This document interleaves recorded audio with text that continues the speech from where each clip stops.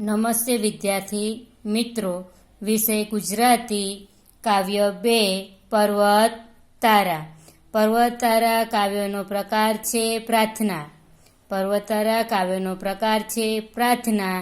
તેના કવિ છે સુરેશ દલાલ. પર્વત તારા કાવ્યના કવિ છે સુરેશ દલાલ. વિદ્યાર્થી મિત્રો, જે કાવ્ય લખે તેને કવિ કહેવાય અને જે પાઠ લખે તેને લેખક કહેવાય. વિદ્યાર્થી મિત્રો, આગળના વિડીયોમાં તમે જોયું કે આ કવિ ઈશ્વરને સર્વત્ર એટલે કે બધી જગ્યાએ જુએ છે. તે સરોવરમાં જુએ છે, દરિયામાં જુએ છે, ફૂલો અને ફૂલોની રંગ સુગંધમાં, મેઘધનુષના રંગોમાં, સર્વત્ર જગ્યાએ કવિને ઈશ્વરના દર્શન થાય છે.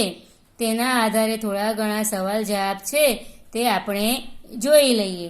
કવિને પ્રકૃતિમાં કોના દર્શન કરે છે? કવિ પ્રકૃતિમાં કોના દર્શન કરે છે?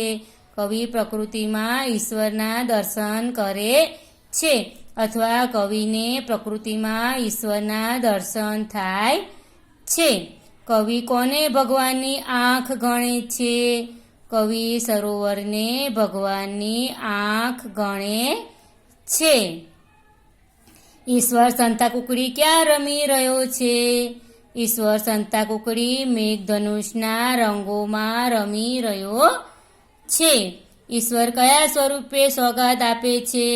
ઈશ્વર ફૂલોના રંગ અને તેમની સુગંધ સ્વરૂપે સોગાદ આપે છે. હોળીને કોણ હંકારતા હશે? હોળીને ઈશ્વર હંકારતા હશે. ગૃહ કાર્ય.